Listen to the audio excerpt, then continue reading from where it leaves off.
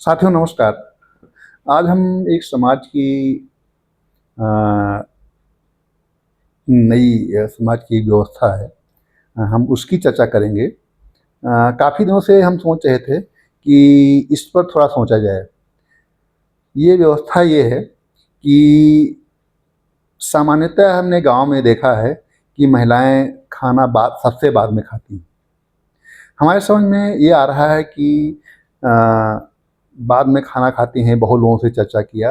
उसके कारण क्या है? मैं तो कारण में चिंता में हूँ कि वो सोचा जाए कि ये कारण है क्या कि महिलाएँ बाद में क्यों खाना खाती हैं? उसके धार्मिक कारण क्या हैं और सामाजिक कारण क्या हैं?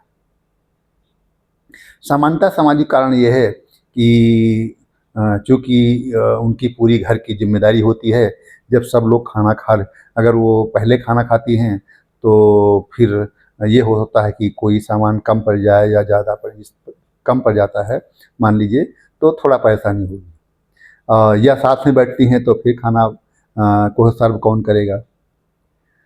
तो सर्व करने की परेशानी होती है, इस कारण से रखा गया होगा। फिर हम सोचने लगे, फिर इसको ये सोचा गया ये सम्मान की चीज़ है, अगर पहले खा लेंगे तो इसका मतलब वो सम्मान कम करती हैं और बाद में खाएँगी तो परिवार का ज़्यादा सम्मान करती हैं। तो ये कुरीत थी इस तरह से, और कुरीत थी जिससे महिलाओं को आज़ादी नहीं मिली। और इस कुरीत के पीछे धार्मिक कारण तो ये था कि सामान्यतः जो पुरुष वर्ग है बाहर काम करने के लिए जाता था। अब भी बाहर काम करने के लिए जाते हैं, और अब महिलाओं में शिक्षा का स्तर बढ़ा है और बढ़ता जाएगा, और बड़ी खुशी की बात है, क्योंकि प्राचीन काल में महिलाओं की शिक्षा बिल्कुल ज़ीरो थी।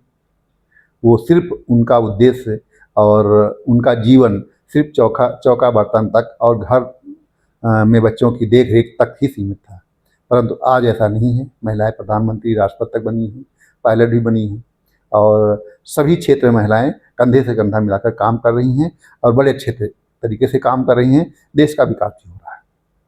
उस समय की व्यवस्था की माँग कुछ और थी, और उस समय महिलाएँ बिल्कुल, उनको पढ़ने की ज़रूरत नहीं थी। तो इसीलिए आपने देखा होगा कि जो व्रत रहने की जो संख्या है, वो महिलाओं की ज़्यादा है, पुरुषों की कम है। अगर टोटल व्रत रहने का आंकड़ा रखा जाए, तो करीब-करीब 80% या 90% महिलाएँ व्रत रखती हैं, पुरुष 10% ही पाए जाएँगे। क्योंकि वो घर में रहती थी, और व्रत के टाइम में कहते हैं कि बाहर का खाना नहीं खाना चाहिए। और जब आदमी बाहर काम करेगा, तो मजबूरी है कि उसको बाहर खाना खाना पड़ेगा, तो उसका व्रत खंडित हो जाएगा, ऐसी धार्मिक मान्यता थी। इस मान्यता के कारण महिलाएँ व्रत रखती थी, पूजा पाठ में वो ज़्यादा रख रखती थी, और जब पूरे दिन रहती हैं, तो घर की भी वो पूरी व्यवस्था करती थी। तो अपना सम्मान पाने के लिए कि वो खाना बाद में खाती थी, वो कहती थी पहले भगवान का भोग लगाया जाए, इसके बाद में जो हमारे पतिदेव हैं और पूरा परिवार खाना खाए, इसके बाद हम खाएँगे, तभी हमारा धर्म ये पूरा होगा। और ये उनका प्रमुख धर्म था।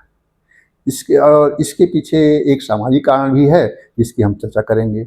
बाल विवाह। पहले क्या होता था कि राजस्थान में शायद अभी पाया जाता है, और इससे पहले 7 साल की उम्र में शादी होती थी। लड़की वाला अपनी लड़की को गोद में लेता था, लड़के वाला अपने लड़के को गोद में लेता था, और फेरे करवाए जाते थे। फेरे करवाए जाते थे, तो न शादी पूरी हो गई, लड़की वाला अपने घर वहाँ था, और लड़का वाला बारात लेकर के वहाँ अपने घर चला गया।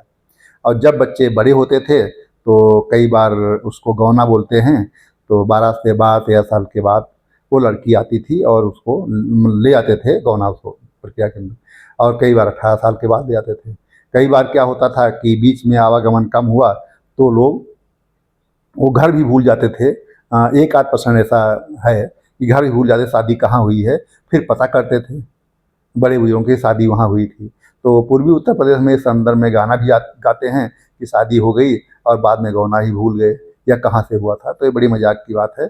लेकिन इसके पीछे हम आगे और चलेंगे कि जब 12 साल के बाद मान लो लड़की आती थी और घर में रहती थी, और खान-पान उसका ससुराल में होता था, तो कहते थे अगर देर में खाना खाएगी बाद में सबसे, तो बाद में जो खाना खाता है बिल्कुल अंत में, तो कई बार क्या होता है कि दाल कम हो जाती है, कई बार होता है सब्ज़ी कम हो जाती है, और कई बार अचानक जब मेहमान अगर घर में आ गए, शाम के समय ऐसा ज़्यादातर होता है कि 7-8 बजे मेहमान आ गए, आज के टाइम में फ़ोन होता है, आदमी इन्फॉर्म कर देता है। और उस समय तो फ़ोन की कोई व्यवस्था नहीं थी और चिट्ठी पहुँचते-पहुँचते बहुत दिनों पहुँचती थी, तो चिट्ठी की भी सामान्यतः कोई ठीक व्यवस्था नहीं थी। तो मेहमान की परिभाषा ये है कि जो बिना बताए आए, उसी को मेहमान बोलते हैं। तो बिना इन्फॉर्मेशन के लोग आ जाते थे शाम को। बिना इन्फॉर्मेशन के अगर 5 लोग आ गए तो जो जितना बना हुआ खाना है, सारा खत्म हो जाता था। तो कई बार महिलाएँ अगर दाल बची है, दाल पी कर के रह जाती थी और सब्ज़ी बची, सब्ज़ी भी पी कर रह जाती थी रात में। फिर रात में कौन बनाए 11-12 बजे खाना खाते समय। और इस तरह से जब कई बार होता था, तो उनके स्वास्थ्य पर बुरा प्रभाव पड़ता था। तो क्या होता है कि जब 7 साल में शादी हुई और 25 साल में देखेंगे, तो लड़की का फ़िटनेस लड़के की फ़िटनेस से ज़्यादा हो जाता था। और जब ज़्यादा हो जाता था तो सामान्यतः बड़ी हँसी आएगी, इसको बराबर करने के लिए व्यवस्था बनाएगी कि अगर लड़की देर में खाना खाएगी, उसको ठीक से खाना नहीं मिलेगा, तो दोनों लड़के का दोनों का वज़न अपने आप बराबर हो जाएगा। और ये भी कहते हैं कि अगर वो ज़्यादा मोटी और ताकतवर होगी तो उसको दबा कर रखेगी, उसमें झगड़े होंगे और विवाद पैदा होगा। इस विवाद से निजात निजात पाने के लिए। लेकिन साथियों, ये व्यवस्था अच्छी नहीं थी, ये मैं इसको बहुत ही बुरा मानता हूँ।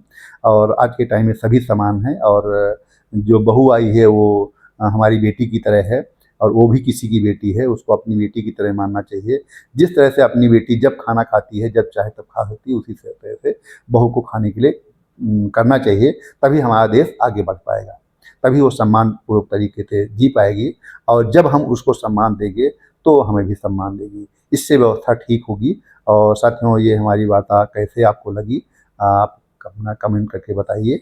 और मैं कोशिश करता हूँ कि जो समाज में एक कुरीति है और ये कुरीति बिल्कुल ख़त्म होनी चाहिए और साथ में खाना खाएँ सभी, ताकि सब कुछ साथ में रहे और साथ में सोएँ। क्योंकि अगर देर में खाना खाएगी, फिर बर्तन वो साफ़ करती थी, फिर वो सबसे बाद में सोती थी। और दुःख की बात ये है कि वो उठती भी सबसे पहले थी, क्योंकि उसको आटा गेहूँ पीसना पड़ता था, फिर आटा निकालना है, सुबह उसको फिर पुनः फिर मॉर्निंग में रोटी बनानी है। तो उसका काम इस तरह से चलता था कि रात में देर में सबसे बाद में सोए और सुबह सबसे पहले जगें। ये व्यवस्था ठीक नहीं थी। सब लोग साथ में सोएँ, सब लोग साथ में जगें और सब लोग बराबर खाना खाएँ, सम्मान से रहें। पुनः सभी महिलाओं के सम्मान को मैं नमन करता हूँ और सभी को नमन करते हुए आप सभी को बहुत-बहुत धन्यवाद।